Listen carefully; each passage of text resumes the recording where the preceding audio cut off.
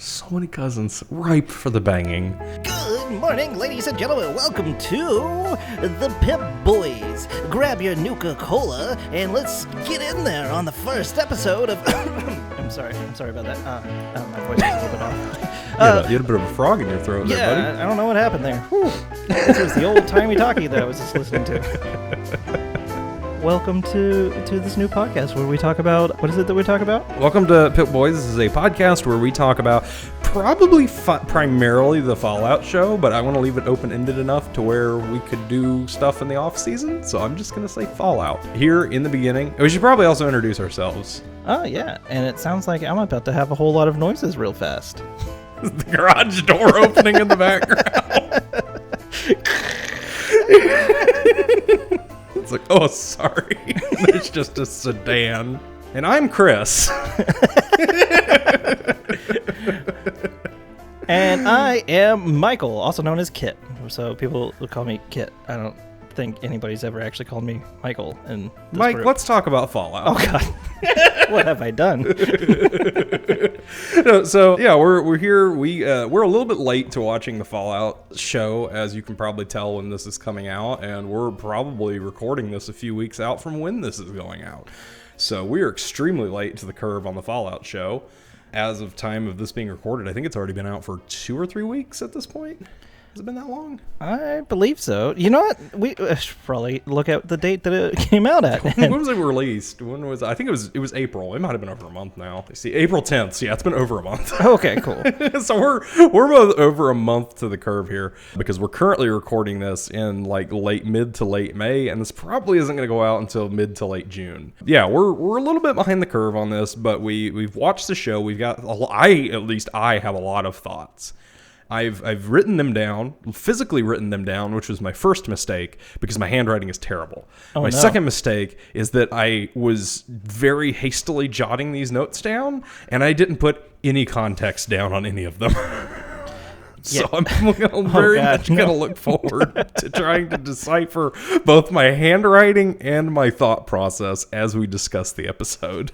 Basically, we're gonna watch the show. Me and Kit are gonna watch the show one episode at a time, and we're probably gonna release this on a weekly basis.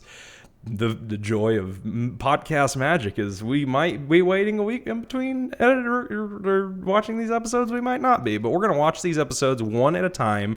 At the time of recording of each of these podcast episodes, we have only seen the episode that we are talking about. And then building on it going forward because we don't have the Men in Black thing that makes you forget everything. Yeah, I was about to say, are we going back in time? And yeah, we're gonna forget our memories. We're actually watching the show backwards. No, but it makes no sense. We're already on episode 8. This is the weirdest thing. Why is all the dead people coming back to life? Obviously, if you can't tell by the fact that we're going to be discussing each episode in detail, I'm going to say this now. Spoiler alert for the entire episode. We're going to talk about it. I got notes. Kid has notes. I got lots. I got lots of notes. No, I got so many notes. All the notes. So the show, the Fallout, the Fallout television show that you can watch on Amazon Prime, brought to us explicitly by Todd Howard and Jeffrey Bezos. Two good boys. Very good.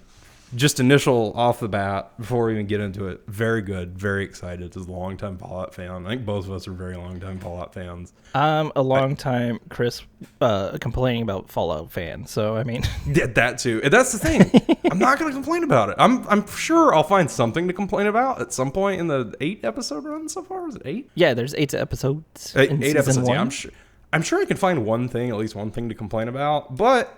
Hey, it's not DLC, so yeah, I'm not gonna get as mad. That's good. No, but I think it's a really good show overall. I think it was really, really well done.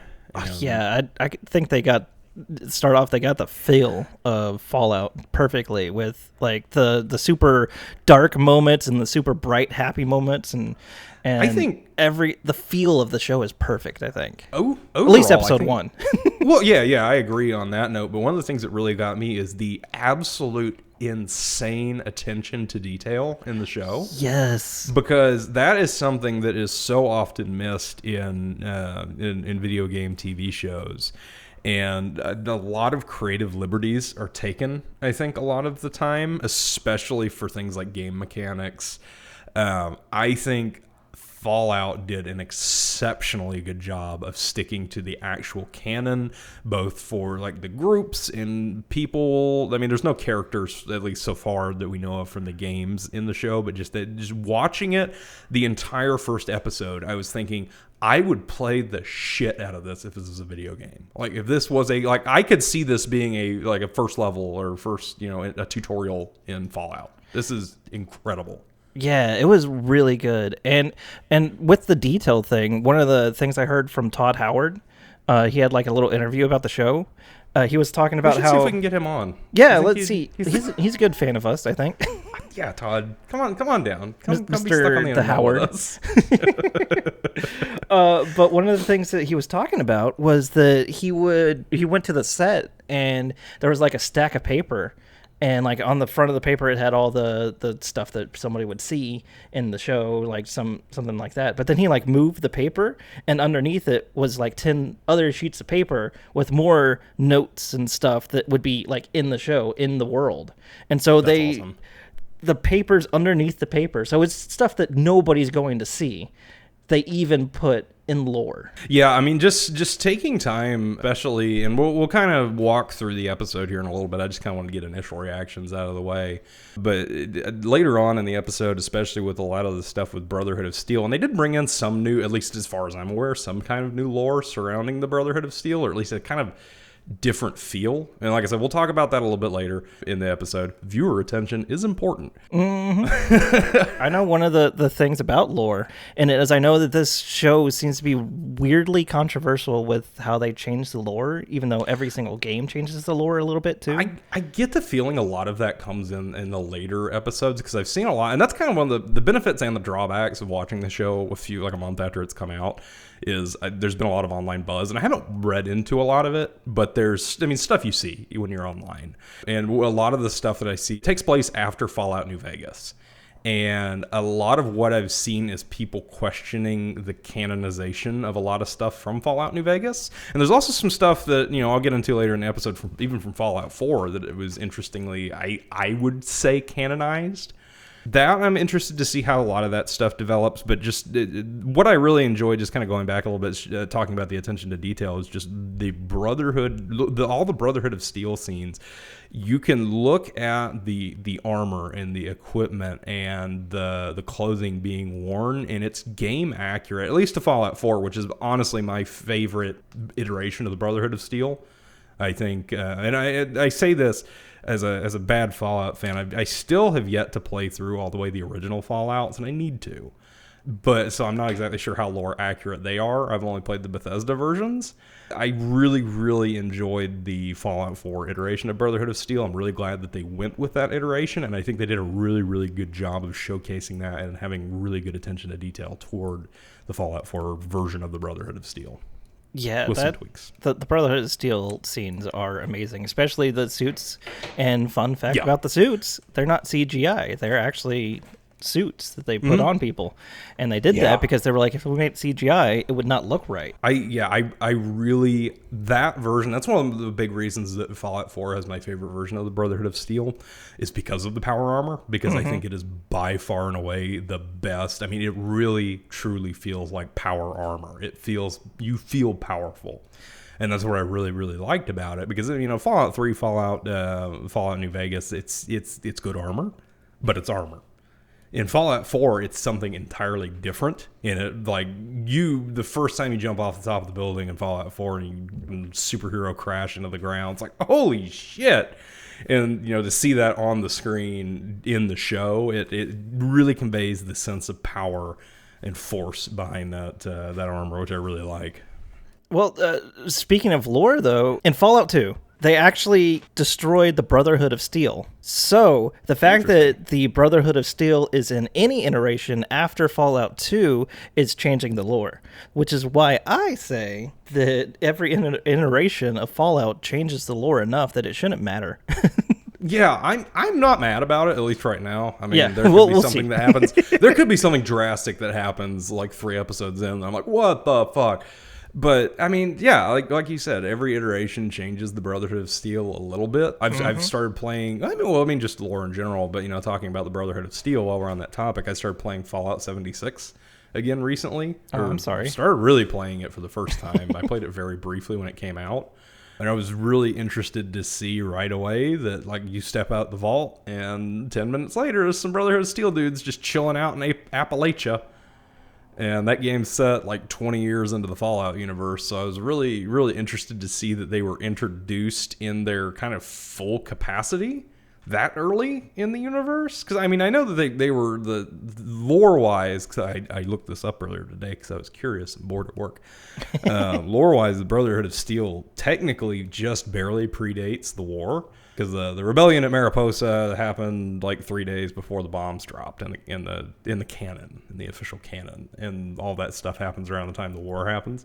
But it's just like they're in full force. The Brotherhood of Steel is completely just there 20 years after the bombs dropped in 76, which I thought was kind of interesting and a little bit more lore bending, but that's just me. Getting ahead of ourselves talking about the Brotherhood of Steel, I want to kind of walk through The show? episode 1 of Fallout. Just Fallout. It's not the Fallout show. It's Fallout. The first episode is titled The End. Things open. Cool. I absolutely love seeing the pre-war world.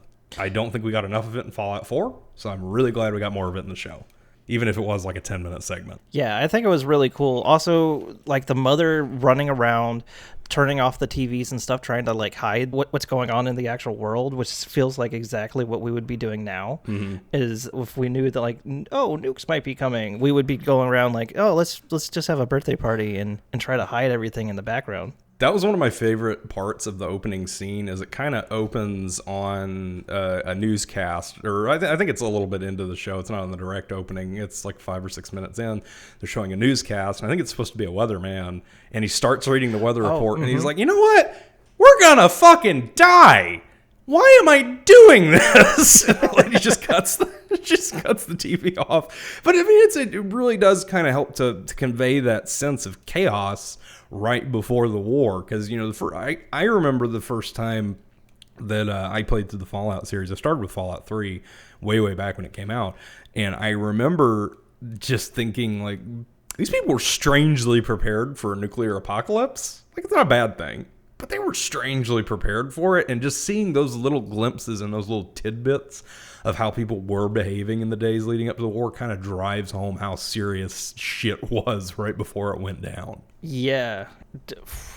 I don't have anything to add to that. But yeah, I 100% agree that it was really cool to see everything just before going into the bunkers, because that's one of the things that as you mentioned, they never really explored. So it's kind of like, what were they actually doing? How did they feel beforehand? Were they scared? Were they just, we're just going to hang out on the creepy bunker until...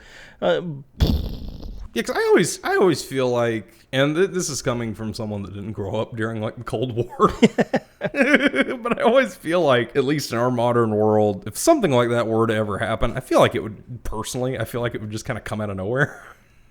And maybe that says a lot about me, but I feel like there wouldn't be as much lead up to it, or at least it wouldn't be as kind of like panicky as things were in that. And I'd really like to, just in general in the Fallout universe, see more exploration of that pre-war world, because it seems like it's such fun. It's set in such a cool universe that I would really just love to explore that clean. I mean, I don't think I'd make a whole game out of it, but it'd be cool to see more of it in the show. That's one of the things I really hope. I know that later on, one of the characters from the beginning does survive. I'd like to see more kind of flashbacks to that pre-war world to get a better idea of how things just kind of were. I think it's a really, really cool concept to explore. That would be really cool. In the opening scene, I think one of the coolest things that kind of like set the whole tone of what the show's going to be is the whole thumbs up thing, which that was actual things that they used to say, is that if you see a nuclear explosion, use your thumb to gauge whether or not you're going to die. Yeah, that's one of my favorite lines in the opening, where the little girl was like, what happens if it's bigger than what do they say if it's bigger than your thumb? And he's like, well, you don't really bother running in that case. And And then the scene of her just holding out her thumb, and then you know what's going on. And then the dad comes and doesn't, and the line of just, "Is it your thumb or mine?" Like, I was like, holy shit. Shivers. And one of the things I really appreciated about it is I'm really big into audio design and stuff like that. I've got, even in my office, I've got a nice audio setup for TV. So I was watching it, and it's like just the audio and sound effects that came through as the bombs were going off. I mean, the walls were shaking, and it really, really helped drive home that impact of like, holy shit. Jeez. Yeah, I was watching it on a little small, tiny screen, and it was still pretty epic. But that sounds like it would be really even cool. Better. Yeah, if you've got any kind of home theater or just nice audio setup anywhere, anybody that's thinking about watching the show, which I presume you've probably already watched it if you're listening to this, I definitely recommend watching that show if you're big into audio on something with decent audio, because they did a really good job with the sound design. I think, at least it came across really well. But yeah, it was the scenes with the bombs coming down really, really great, and it really, really built a sense of just the panic and chaos that went on when the bombs, in the event of something like that happening. And that was whenever we got introduced to Walter Goggins, I think is his name. His character, Cooper Howard. It's Walton Goggins. Goggins. Okay. Is Goggins or Groggins? Hold on, let me look it up. Well, there's no R, so I hope there's... No, it's Walton Goggins, which is an actor who I did not realize is in a lot of things and has a very extensive career. He's like in everything, but you just don't always notice that he's in everything. And he's great in everything that I've ever seen him in. Oh yeah, he's one of those actors. Just like a sidebar from the show, he's one of those actors that I have never paid attention to until about the last year, because I was watching. I don't know if you've ever seen the show The Righteous Gemstones. I think it's on HBO. He plays a character in that, and I loved his character because it's a show about a family of televangelists. It's really it's comedy. It's really funny. It's an HBO comedy, which kind of gives you an idea of what it is. And he plays a really good character in that. And I looked him up, and I was like, who's this dude? What else has he been in? I'd love to watch some more of his stuff. And I'm going through his filmography, and it's like, I have seen almost everything that this dude is in. I had no clue who he was. Yeah, I remember him most from The Hateful Eight. Yep, he was really good in that, and he was also in the show Justified, which I watched a couple of years ago. Justified. Yeah, he was in Justified, which was probably one of the earlier performances I've seen him in, but apparently his discography goes back, or his filmography, not his discography, goes back to like the mid-'80s. So he's been on the scene for a while. Little known fact, he's also dropped some sick beats. Yeah, he's also a very well-accomplished metal vocalist. I don't know if that's true or not. I don't think we should get him on the show. Yeah, I'll start emailing him, I guess. Hey, Walt, our people will talk to your people, okay? We were introduced to him. I think it's been spoiled universally that he does come back later in the show. Yeah, well, I think he's shown in like any commercial that you ever see or anything. So yeah, he's shown in any commercial, or if you hit pause on any scene that has the ghoul in it, it says Walton Goggins plays the ghoul. And if you can't put two and two together from that. So he does come back later in the show, which I'm excited about, because I love him. I absolutely adore him as an actor. So I'm really glad that he's continuing in the show. I would have been kind of sad if they just killed him off. Ned Stark him and just Ned Stark him right away in the first episode. It's a spoiler for our Game of Thrones podcast. Yeah, it goes through that. Bombs drop, and in classic Fallout style, immediately cuts to a very bright, cheery scene.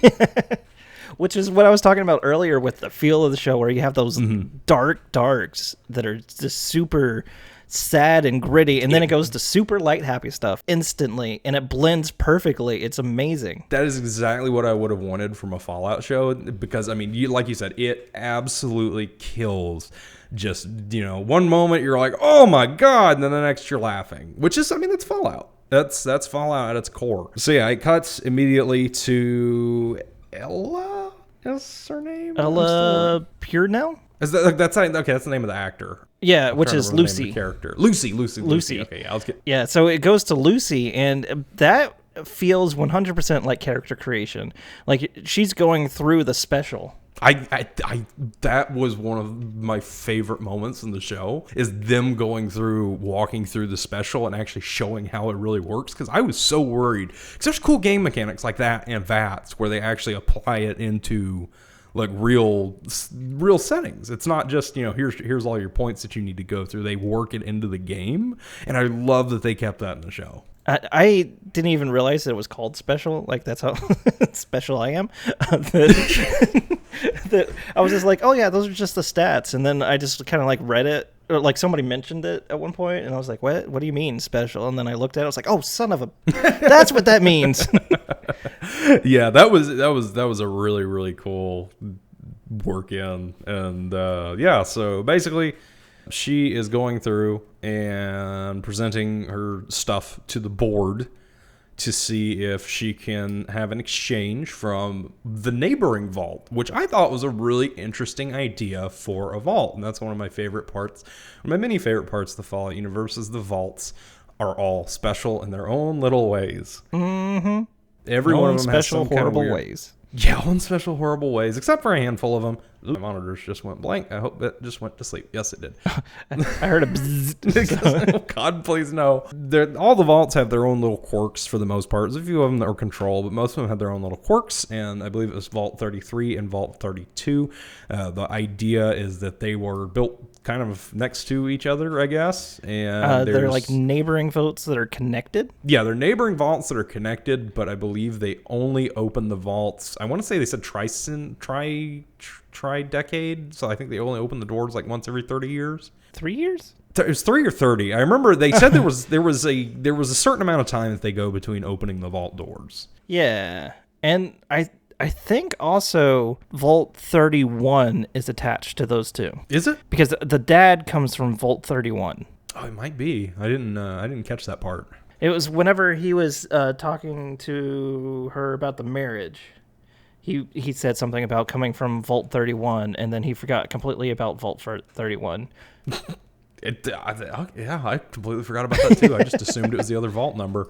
Because I think she was from 33 and the other vault was 32. Yes. Yeah, so maybe there's a third one in there in the mix. I'm not entirely sure. But there's a really cool idea. She gets approved for the marriage between the vaults. They open the door. One of the things, just kind of slight sidebar that I've got a note on that I thought was really cool, and it's just kind of lightly touched on, but I think it's really cool, the idea of a gatekeeper, where there's like one person assigned to be able to open and close the vault doors. And I don't know if that's specific to that like center vault door that divides the vaults, or if it applies also to the big door. I would assume it is. But I just, for whatever reason, that just caught my attention, and I thought that was really cool. Yeah, it definitely made it feel like that's how things would actually run. Yeah, just nice little details like that are neat. So we open the vault door.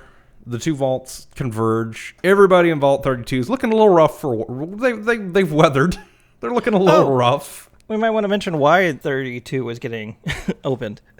Lucy was getting married to somebody from 32 in an exchange program where they're doing a trade, where they're trading basically a breeder, is what they call it, for grains of food. Yeah, that's right, because they kept mentioning, and I even wrote it down, they kept mentioning cousin stuff. Yeah. Stop fucking your cousins. They have cousin smashing. That's they were tired of cousin smashing, and they drove that point a lot during the first episode, that cousins just doink in this vault.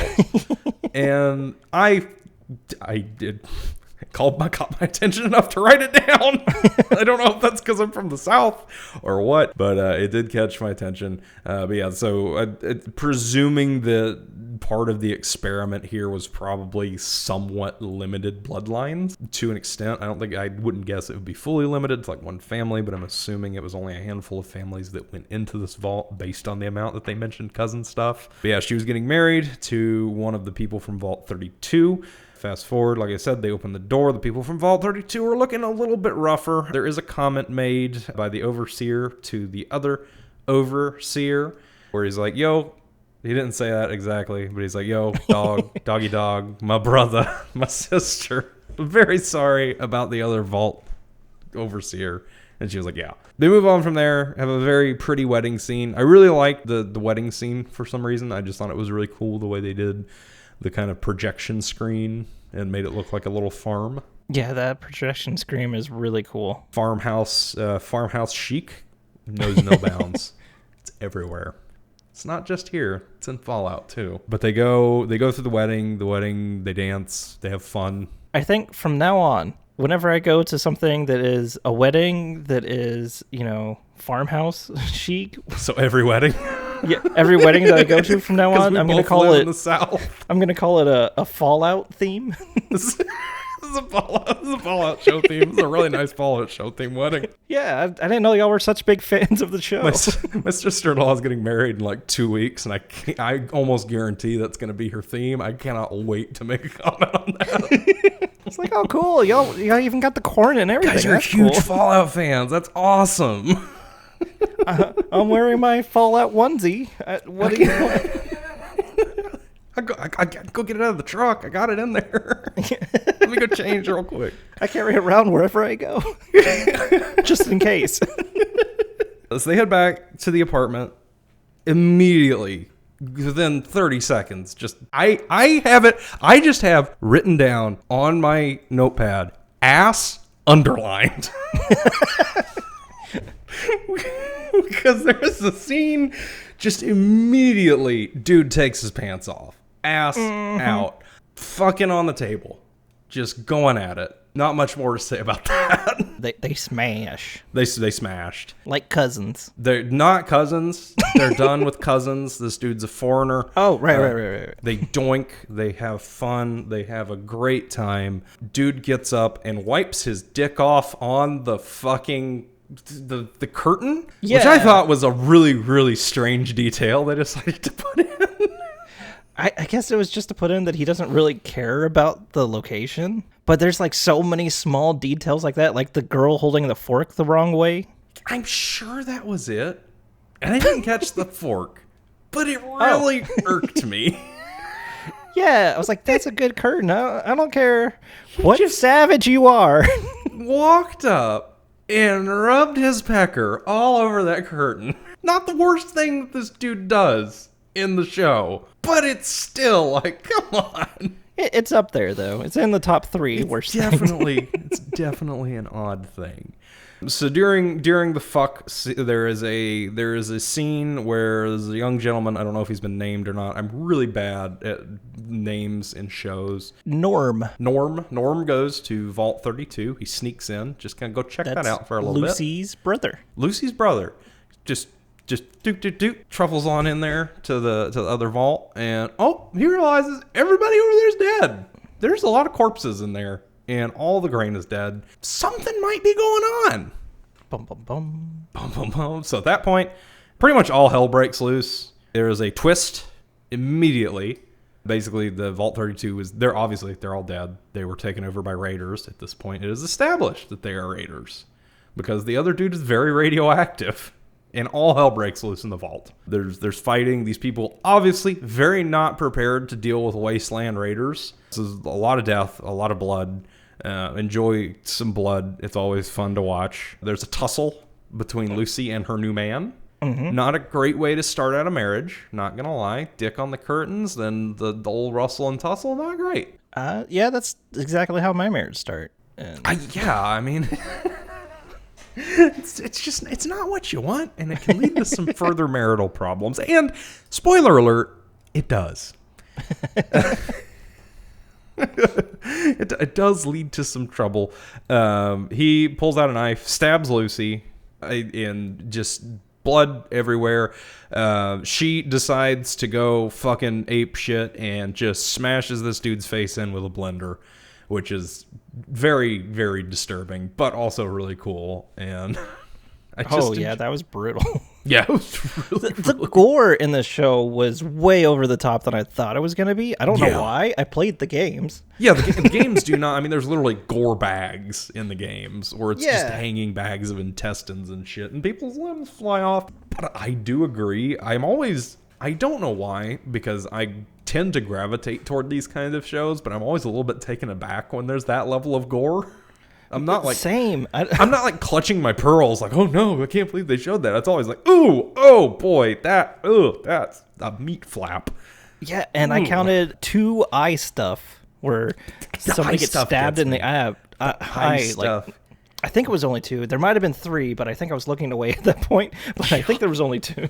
Yeah, I think I agree. I think there was 2. But anyway, yeah, they go through there. All hell breaks loose. Lucy starts moving through the vault. She's weaponized now. She has a tranquilizer gun. She's just trucking on along. A lot more violence. Lady gets a fork in the eye. Yeah. That just did this. Someone found out how to use forks, finally. Used it the right direction on the wrong object. Boy, howdy. That looked like it hurt.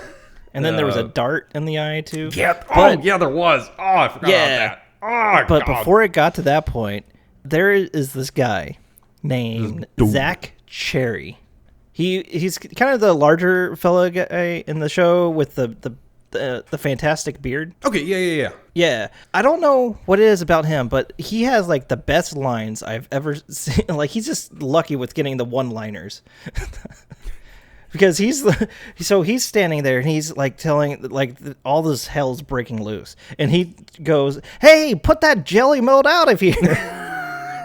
Like, Get that jelly mold out of there. Get that jelly mold out of here! That was my favorite I forgot scene about of that. the entire show. I forgot know about why. that. Yeah, it's just moments like that. Really, it's like, this is Fallout. This is absolutely Fallout, and I love it. So yeah, absolutely all hell breaks loose. You do get to in part of this. I did forget to mention one of the cool things. This is when we start to see chems used. Lucy uses a stim pack and pretty much instantly heals herself, which is true to the game. Which you know, I don't mind it as much in this context. Most of the time when stuff like that happens in shows, I'm like, eh. In this context, it kind of worked. Dude, the Raiders just start breaking it out. I'm pretty sure I saw a few of them use stim packs. There was one dude that used jet. You started to really. I think there was another dude that used some buff out. I mean, they were hitting the chems. I think no, it wasn't buff out. It was psycho. Yeah. So they started rolling through and using the chems, which I thought was really cool. That was one thing I was worried wouldn't make an appearance in the show. Goes to the fork to the eye, and then we kind of. I think at this point we arrive to the final scene in the vault, or at least for this part. The dad kind of gets Lucy. They all start heading toward the center of the vault, the shared door, and that's when there's some mystery set up. The dad allegedly claims he knows who the leader of the Raiders is, and then the dad is given an ultimatum and said, "Hey, you got to choose these people or your daughter." And he puts Lucy in a box, and then he gets tranquilized. Yeah, see, that was a scene that I kind of didn't understand. Like, out of the whole show, that was the only one that I didn't quite get. Because I thought that they were going to, like, straight up murder whoever didn't get, like, whoever he didn't choose. And he chose Lucy, I think? And then the other people are alive, too. So it's like, what happened? I don't... Yeah, I'm assuming eventually this will all be explained. I think that was one of the things meant to kind of raise some questions this early, because I didn't understand that scene either. I rewatched it like twice trying to see if I missed something, because everybody in the scene survives. Yeah. Dad gets shot with tranquilizers. They say there's a bomb. Lucy is protected by the door. The other people are protected by their amazing sprinting skills. That's it.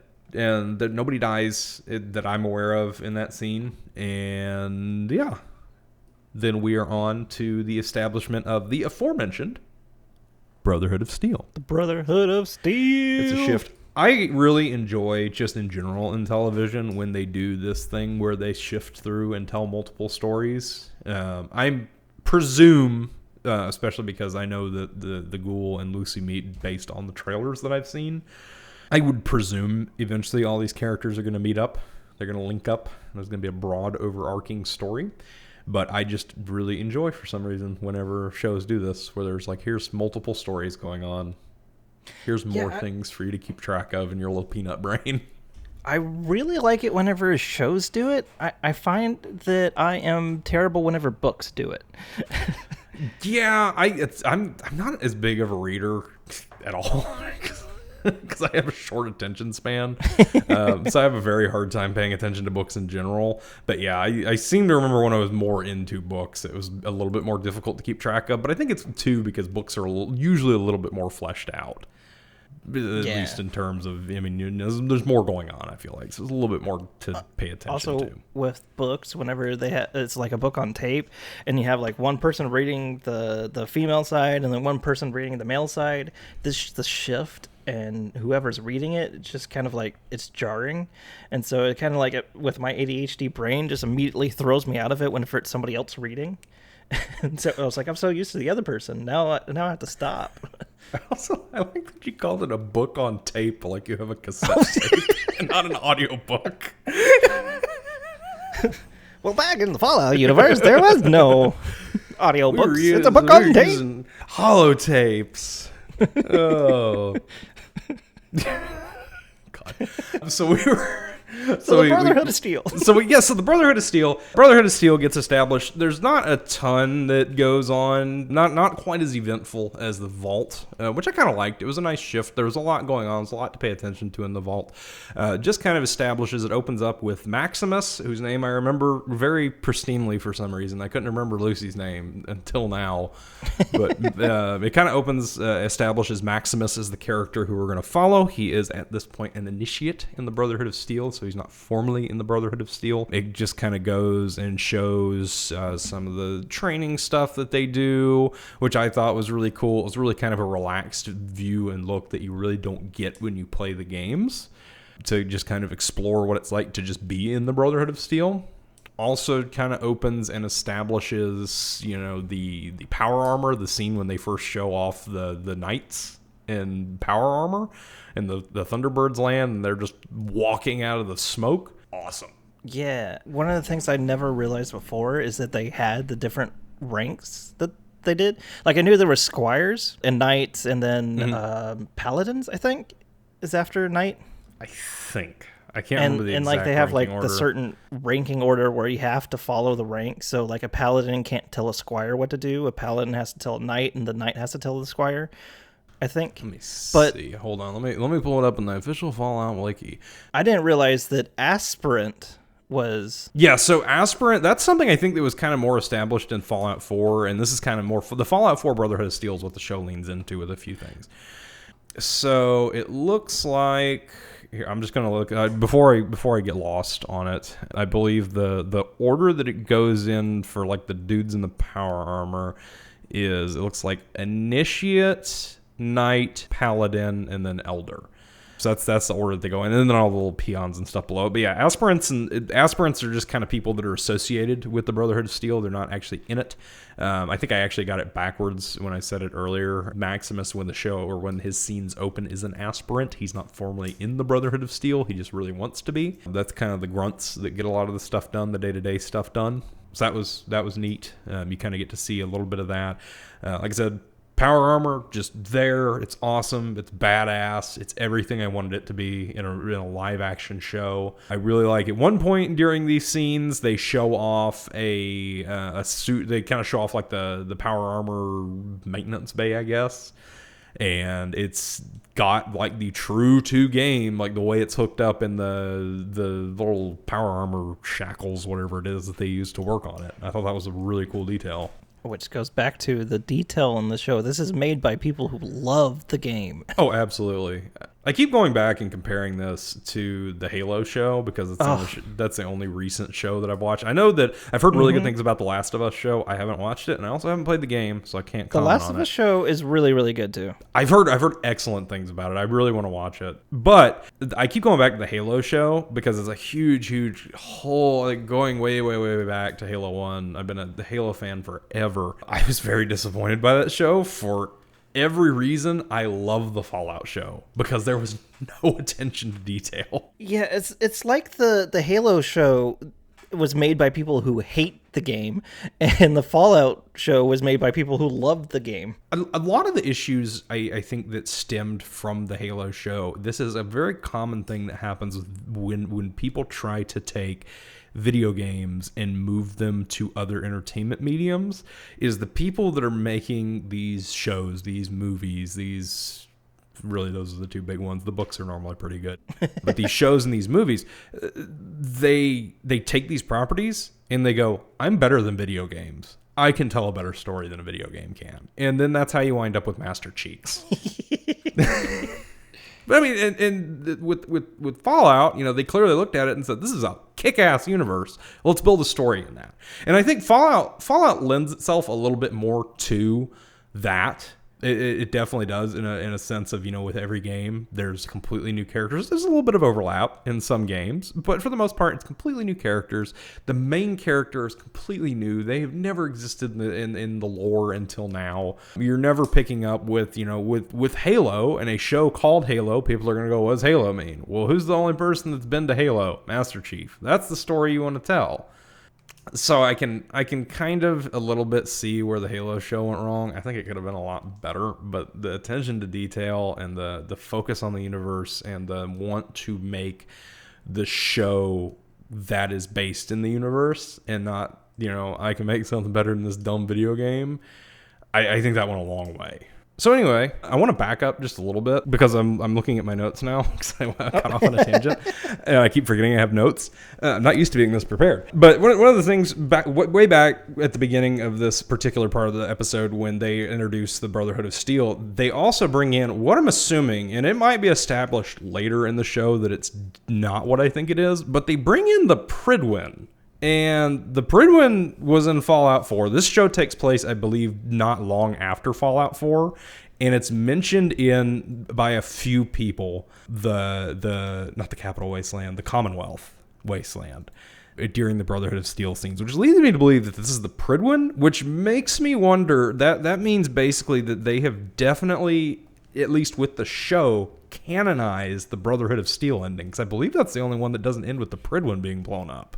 Am I right or wrong about that? Because I'm pretty sure it might have been the Minutemen ending might also keep the Prydwen alive, but I know it's like the Minutemen ending and the Brotherhood of Steel ending are the only ones where the Prydwen isn't blown up, to my recollection. So to my mind, that means that they've canonized at least one of the endings for Fallout 4. Yeah, that does look like the Prydwen. And I know they mentioned a few times and I definitely, that's just conjecture from episode 1. They might establish it's a different ship later in the show. It looks like the Prydwen, and I know a couple people said something about I keep wanting to say the Capital Wasteland. It's the Commonwealth in that episode. So it kind of makes me think they've canonized one of the Fallout 4 endings, which I don't mind. Brotherhood of Steel is normally the one that I play when I play Fallout 4. Brotherhood of Steel and Minutemen. So if one of those endings is canonized, I'm okay with it. I don't really like the Institute. Yeah. But it's just something that was interesting to me. I'm going to have to play Fallout 4 again or like start watching all the endings again. I forgot of all the different endings, and yeah, I wonder which one that does canonize. Maybe we'll be able to tell you next episode. I know for sure in the Institute ending it gets blown up. I'm pretty sure in the Railroad ending it gets blown up. The only one I'm not sure about is the Minutemen ending. I don't think it does. It might. I don't think it does. I think that was the only time I played the Minutemen was my first run in 2015, which, oh my God, is almost 10 years ago. Can confirm it is the Prydwen. Okay, so it is the Prydwen. Okay. It says it on the ship. Oh, okay. Well, I didn't look that close, so that's good. So yeah, that definitely... I had to look at pictures. I'll be really interested to see then, if that is indeed the Prydwen, does that mean we're going to see some of the Brotherhood of Steel people from Fallout 4? Are we going to see Elder Maxon? Are we going to see there's a bunch of other people from Fallout 4 that were on there? Most importantly, are we going to see Liberty Prime? Democracy is non-negotiable. I want to see the big, badass robot. Yeah, and Fallout 4 is only 9 years in the past from the TV show, so I think it's 9 years different. 2287 was Fallout 4, and the TV show is 2296. That's what I thought. So there's definitely some separation. I'll be really interested to see. Well, this raises a very interesting question. Let's say the Brotherhood of Steel ending is canonized. Let's just run with that, assuming that's the only one where the Prydwen doesn't get destroyed. Are we going to get to see the player character from Fallout 4? Because at the end of that game, the player character, if you choose the Fallout, spoiler alert for a 10-year-old game, if you choose the Fallout 4, which I've already spoiled, if you choose the Brotherhood of Steel ending, you end up like the second or third most important person on the Prydwen. Like, you're way up there in terms of hierarchy in the Brotherhood of Steel. Really interested to see if that means we're going to get to see Nate or Nora from, I believe those are the names of the canon characters. Are we actually going to get to see a player character? That would be very interesting if we did. That'd be cool. I mean, right? Because I mean, I would be okay with it because that's one of the few characters in Fallout. They're the only player character where you're kind of railroaded, no pun intended, based on Fallout 4, huh? But you're kind of railroaded into, you know, what they wanted Nate or Nora to be. So I mean, they could do it. They could. Yeah. I mean, if they canonize the Brotherhood of Steel ending, they could easily work in the player character, which I think would be cool. I think I could absolutely see people having problems with that. I think it would be really neat. Maybe if they did it like as almost like a throwaway line where you just like kind of like the people who know, but maybe they don't like fully flesh it out. Yeah, they don't have to take it super far, but it would be a cool call out just to be like, oh, there's that old vault dweller Nate, or he's got like a suit of power armor that's got 111 on it or something like that. I think that'd be cool. That would be cool. I think that'd be a really cool call out. I thought that was cool. Fallout 4 style power armor. They go through all this really cool stuff with basically just establishing the Brotherhood of Steel as this absolutely badass force to be reckoned with. And that's, to my knowledge, I think that's pretty much it for that cut of the Brotherhood of Steel part. Because then after that, I believe it cuts back to the vault. Yes. Yeah. And going back to that really, really dark to really, really light note, fucking loved when they went back to the vault because they're just painting over blood. Just opens on them painting over blood like nothing happened.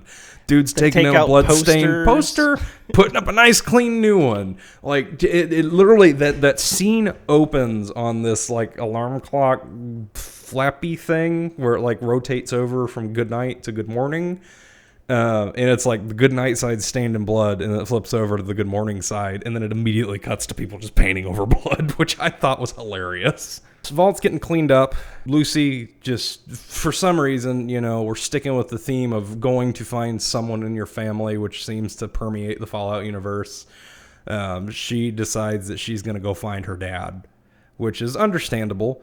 A little distraught. She just kind of zooping through all the people cleaning up, and her and the cousin and the brother go up to the vault door, just kind of cutting through a bunch of stuff in there. Just really filler, I think. I don't think there was anything major that happened. It was a whole lot of just kind of explaining, like, oh yeah, nobody wants to go out, and it's like, oh, but I want to go out, and then they were like, no, you shouldn't, and then he's like, oh, hey, cousin who we used to bang, let's go, let me out. Let me go. I want to find new cousins. There's so many cousins out there that I can bang. So many cousins ripe for the banging. Someone's gonna isolate that audio clip.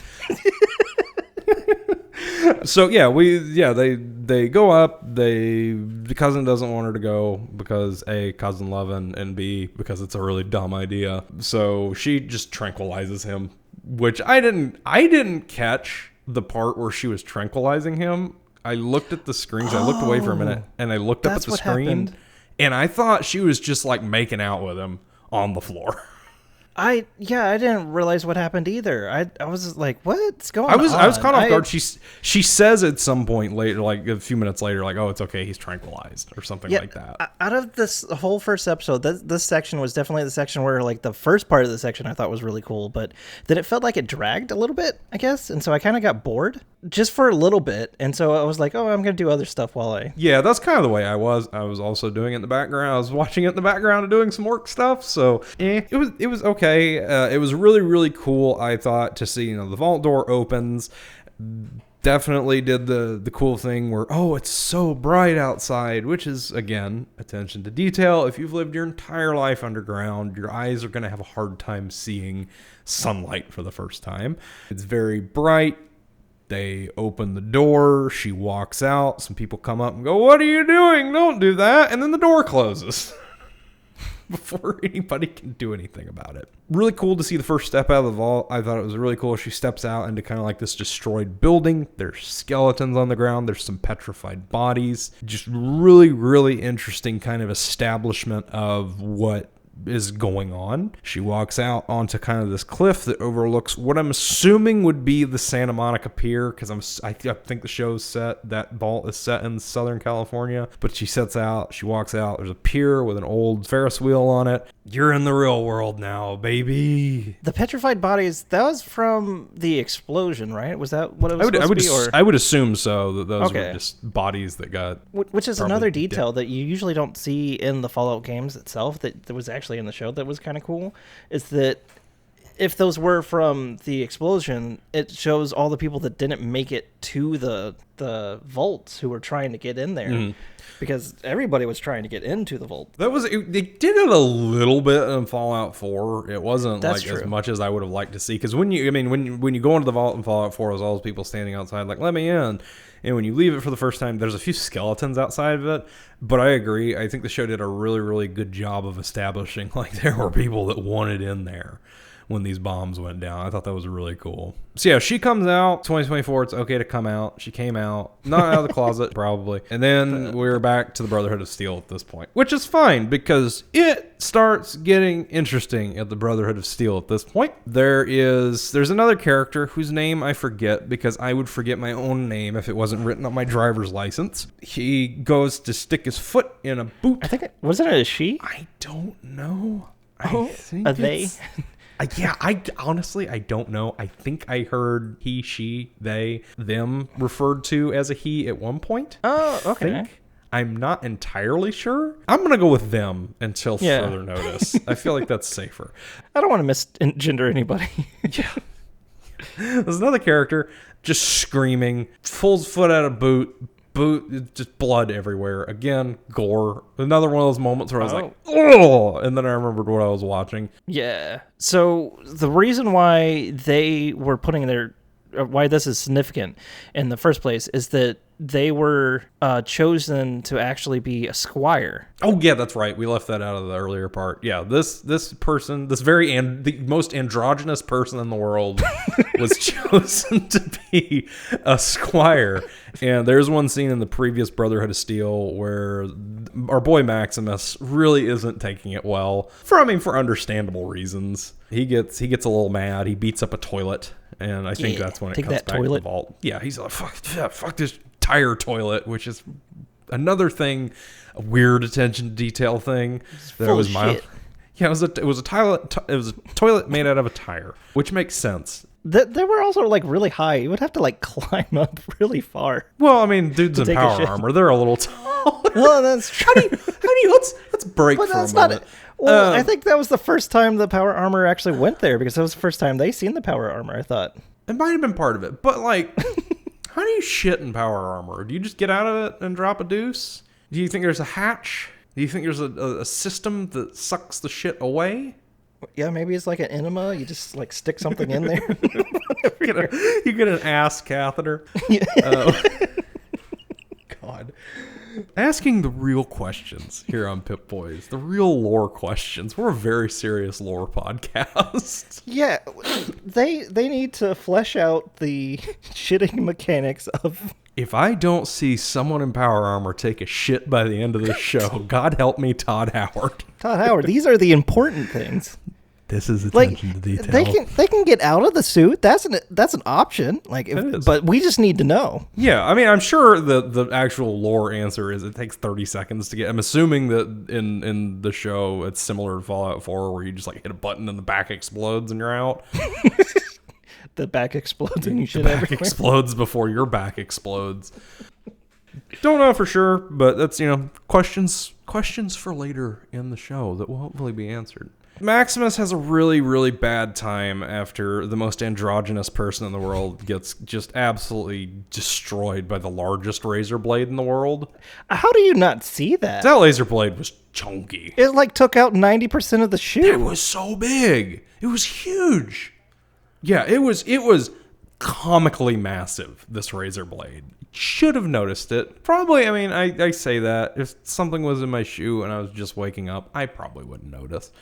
But in a bad way. Just blood everywhere. Maximus is obviously immediately suspected over this. Dude has a really bad time. He gets hauled off to a nice little interrogation room with one of the elders or priests or whatever. One of the things I found really interesting about this iteration, I've mentioned a few times, the kind of lore tweaked Brotherhood of Steel. I was really, really interested about how almost religious the Brotherhood of Steel seemed in this. It really felt more like a religious order than a paramilitary group, which is more what I've always looked at it as. Yeah, kind of almost like a Catholic school feel. Yeah, because that's one of the earlier scenes in the first run with the Brotherhood of Steel. They're in like a training class. Yes. And Maximus says the wrong answer, and he winds up getting knocked upside the head with a stick. It's very, very interesting how I feel like they played into a lot more religious elements of it. But I also really, really like it because I think it kind of almost reminds me of Adeptus Mechanicus from, I don't know if you're familiar with Warhammer. Oh, yeah. Mm-hmm. Kind of reminds me of the Warhammer lore a little bit, where it's a little bit more of a religious reverence around technology, which is, it falls in line with Brotherhood of Steel. I think it was a small change. I feel like it was a small change that really, really added to the depth of the Brotherhood of Steel. Yeah, I think it was definitely a good change if it was a change. You do see a lot of it in Fallout 4. Yeah, I feel like it was there, but it wasn't expounded upon in the same way that it was in the show. Like, it was one of those things that if you look at it, you could kind of tell, okay, this iteration, and in previous iterations of the Brotherhood of Steel, even in Fallout New Vegas, I mean, the way they carry themselves and the attire, it does have some kind of religious context. I feel like more, especially later in a later scene that we'll talk about, it really felt like like they have religious ceremonies. It was a much more... They're not necessarily like bowing down and praising the technology or whatever they recover, but just the way they handle themselves, it felt like a religious order. Like I said, Maximus, just a real bad day. He gets interrogated by a just big dude in power armor and one of the techno priests, and they kind of, there's a really dramatic scene. Maximus is having a hard time holding it together. He goes and does a very profound speech about how he wants to join the Brotherhood of Steel so he can basically get back the people that fucked up his life. And there's a couple shots to this moment where they kind of briefly cut back to, I'm assuming, his childhood. And looks like, I'm guessing, he was in a real bad way then, judging by some of these shots. We'll go ahead and go off on a limb and guess that his family just had a bad time with some bad dudes, and the Brotherhood of Steel came to his rescue. And it looks like that he survived by hiding out in a refrigerator. Yep. Like our good boy Han Solo did. This is true. He pulled that note straight out of Han Solo's book. Means Star Wars is officially Fallout canon. You heard it here first, folks. We're blending universes. Disney, don't sue us. Well, oh man, what Harrison Ford did in whenever he was in the third movie of the bad one, The Crystal Skull. My favorite Star Wars movie, The Crystal Skull. Go on. Star Wars, The Crystal Skull, which takes place in the Fallout universe. It's my absolute favorite movie series. It's kind of hard to follow, but I think I was on drugs when I watched it, but it was a great movie. Oh, but Indiana Jones in the Crystal Skull. Indiana Jones. Oh my god! And the Star Wars Skull 76. That was the hardest way to get to the drink of water. So yeah, he pulls a Harrison Ford and hides out in a refrigerator. I was trying to figure out what you were talking about. I just went with it.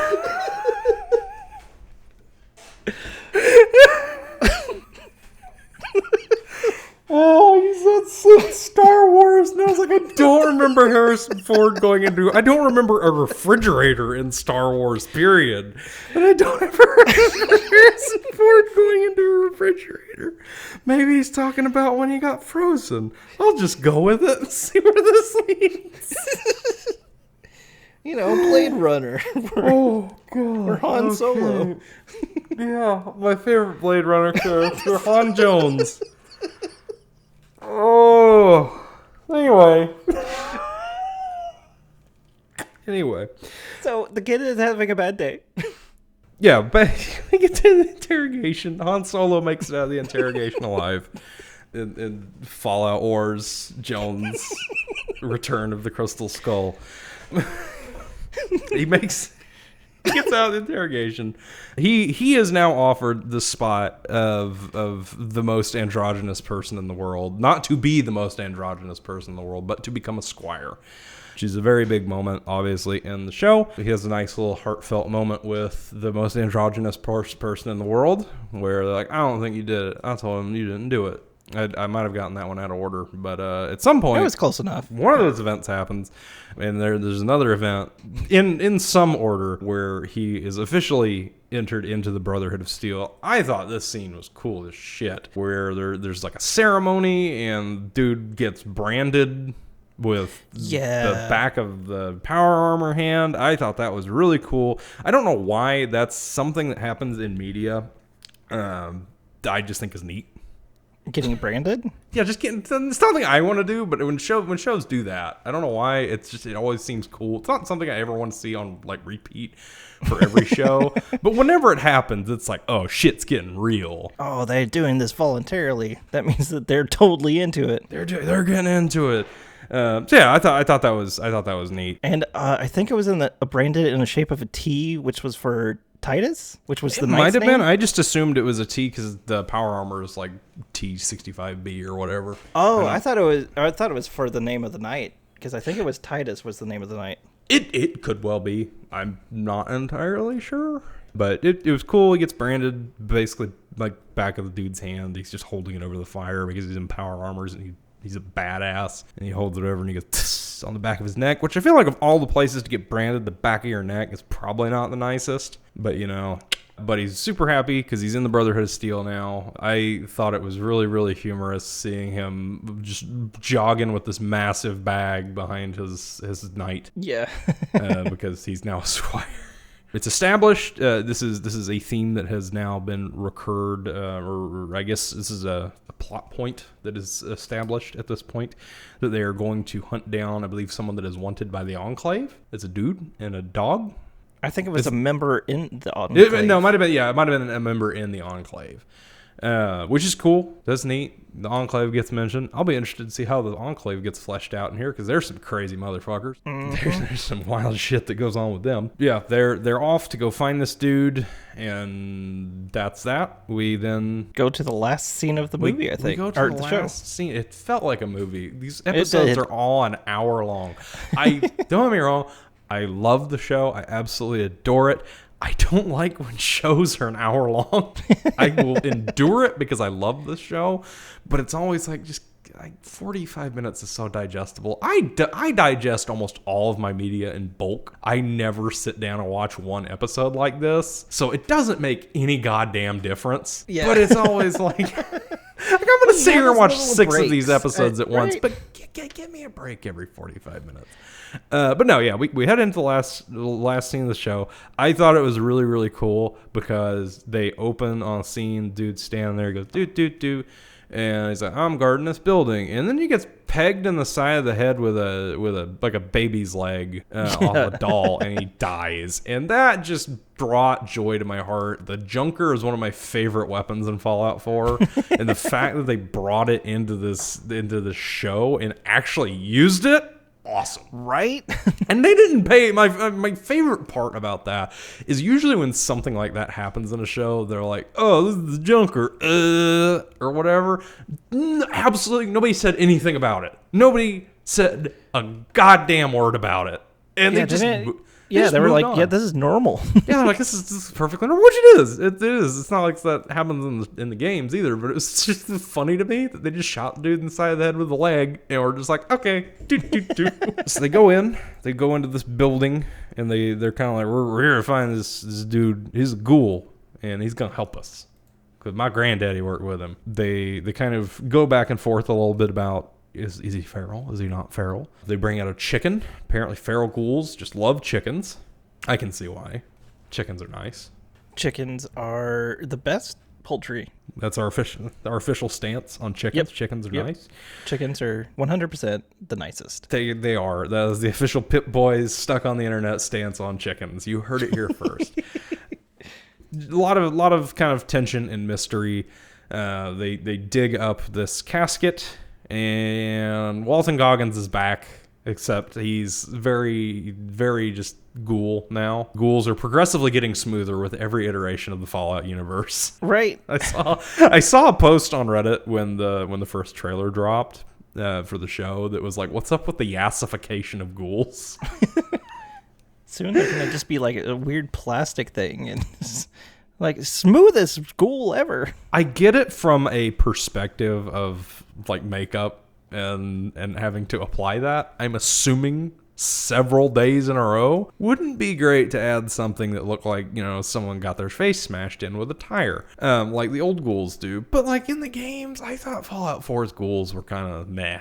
I like the New Vegas and 3 era ghouls, and I'm sure the earlier Fallout ghouls were even fugglier. I think the original ones were like the most ghoulish looking. Like in Fallout 1 and 2, they looked horrible because they have like pictures of them talking. Oh God! Oh man, Yeah. that looks like something straight off an Iron Maiden cover. Yep. Oh man, that is crazy. Yeah, how did we get from that to that to? If you this is great content for an audio podcast. It's fantastic.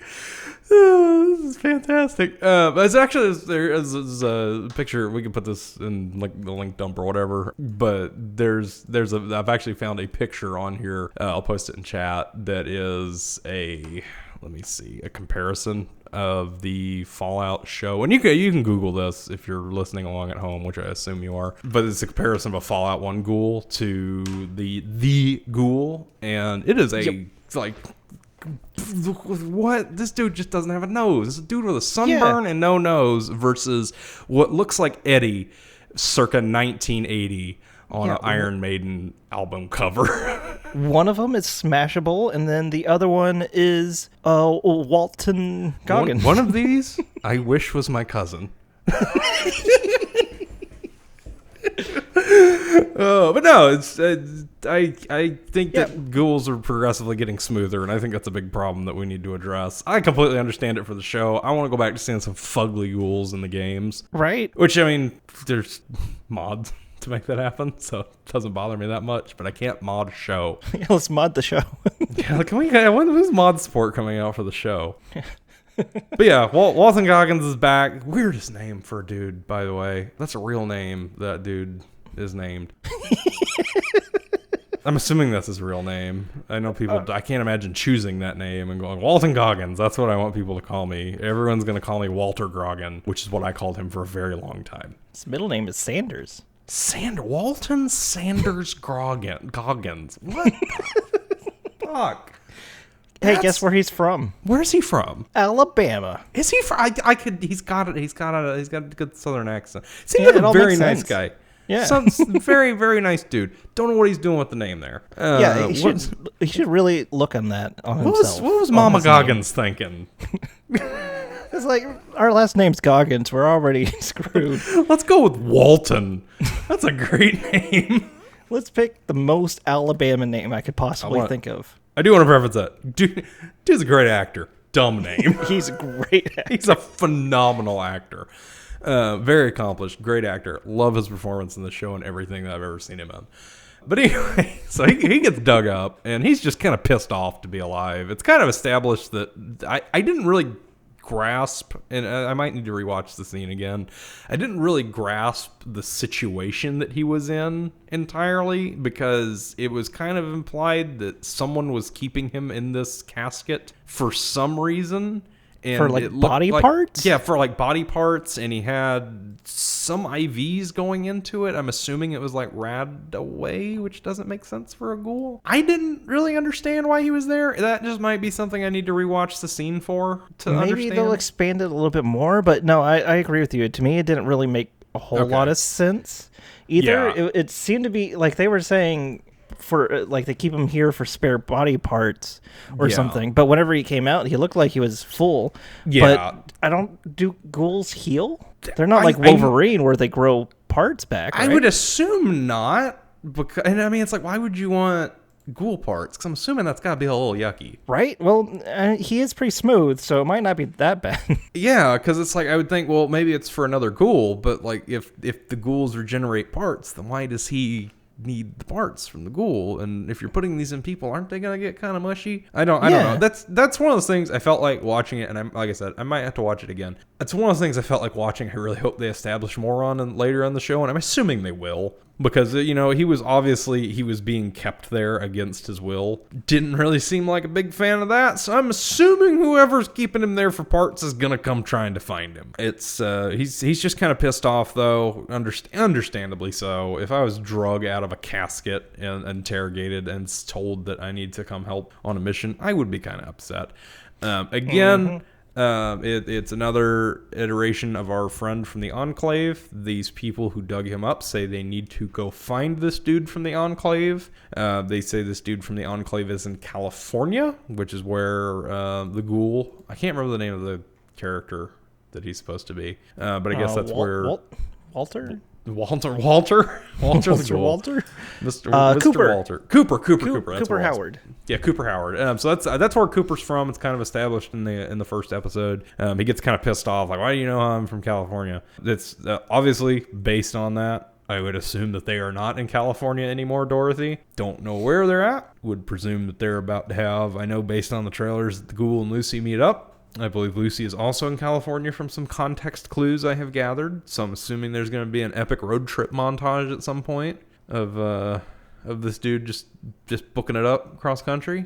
And that's kind of where it ends. He kills all the people in various fashions. Some get shot. Mm-hmm. He does a murder death kill to everybody. Yeah, some get shot. One dude gets like hung into a casket into the ground. Yeah. All killed in very creative ways. Hats off to this man. And then he's like, I'm setting off. And that's when the episode ends. Just the weirdest circle jerk I've ever been invited to. And that's our rendition of the Fallout show, episode 1, The End. Which the end started in the beginning. As the end started in the beginning. Like I said earlier, just going back, if you have not gathered it, an hour and 20 some odd minutes, probably less after we do the audio editing. If you haven't gathered an hour some odd in, we are fans of the show. Yeah. I think it is. Definitely. I've really enjoyed the first episode a whole lot. I was pleasantly surprised. I was a little bit worried because I keep on hearing some people talking like, oh, they changed the lore so much, which I feel like was just all nitpicky and overhyped. It could be, and I'm sure, again, as things progress, because I know the NCR has been mentioned. I've seen NCR mentioned a few times. There's no NCR in this episode. I believe there was also some lore around New Vegas that was being questioned. Mm-hmm. I'm assuming we'll gather that in later episodes. We're 1 hour in this 8-hour journey.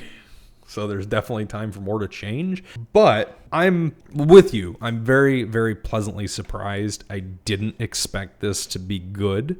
I didn't expect this for people to... Because this is a show that not only Fallout fans, but people outside of the Fallout verse, the Fallout universe, have kind of been attracted to. People that have never played the games, which I think is really cool, and the people are able to get into it. I was kind of thinking on it earlier today that I think in certain aspects I don't know how, but I think they could have kind of established certain things, because as someone I've logged thousands of hours in the Fallout games, I know the universe very well. Like, I understand a lot of stuff. Some of it kind of seemed to be, like, if I was just getting into this for the first time, I'd probably have some questions. Maybe they're questions that would be answered in later episodes. I can't think of anything directly. I think just kind of generally the world, is the Fallout world itself is very unique, the kind of retro future. That brings up an interesting question, is how would people who aren't fans of Fallout originally, they seem to really enjoy the show as well. And how much of it are they missing? Or Yeah. Like, do they care? Like, no, I think it's well written enough, at least from the first episode, is well written enough to where it's something, if I was coming into it new, I feel like I'd be able to overlook. But it is things I was thinking about, like, you know, there's kind of some questions raised on this, because it never does explicitly say, like, this is not a, you know, like, this is a parallel universe or whatever. And, you know, stuff like the chems. You know, if I was watching it for the first time and I watched somebody stick a stim pack in and just immediately go from bleeding out to fine, I'd have been like, huh? That's not really real. Maybe it's the suspension of disbelief working overtime there. But also, I part of wonder it how might many be. people watch the show who have no idea what Fallout is or if ever played it, and also aren't watching with somebody who knows about Fallout. That's a very interesting point. Like, I feel like there's not that many people that fit that description. I mean, Because if you're going to watch it, at least one of the two people would probably have played Fallout. Yeah, I'm assuming that audience probably is growing a little bit more around now. Yeah. When it's been established as a hit show, people love it. But I agree that, yeah, I'm sure a lot of people that are watching it are watching it because, you know, oh, my husband, my wife, my most androgynous person in the world ever wanted to watch this show. They're a huge Fallout fan, and they're there to explain the nuance of what's going on. Like I said, to my mind, there's nothing that is jumping out at me as I wouldn't be able to figure this out if I wasn't a Fallout fan, except a few little nitpicky things. But it was just something I was thinking about earlier today, where it was just like, yeah, this would be really interesting to go into as someone who has not played 5,000 hours worth of Todd Howard's masterpieces. But yeah, it was really good overall. That's absolutely not a critique of the show. That's just an interesting food for thought thing that popped into my head earlier. Great show. Looking forward to seeing where it's at. We will be here every week for the next 7 weeks, because we'll probably have most of this pre-recorded by the time it goes up.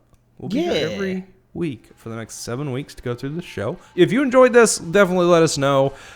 You can follow us online. You can go to stuckontheinternet.com. You can go to youtube.com/stuckontheinternet. You can follow us on social media, on Instagram, on Twitter, on Reddit. It's all at Stuck on Internet, because people like to take names or names are too long. Check out our other shows. We've got some great other shows out there. And yeah, subscribe, follow wherever you're listening or watching this, and we will be back next week. Yeah, see y'all next time. Stay cool in the Fallout desert. What are they saying? What is Stay jiggy with it out there, Fallouters.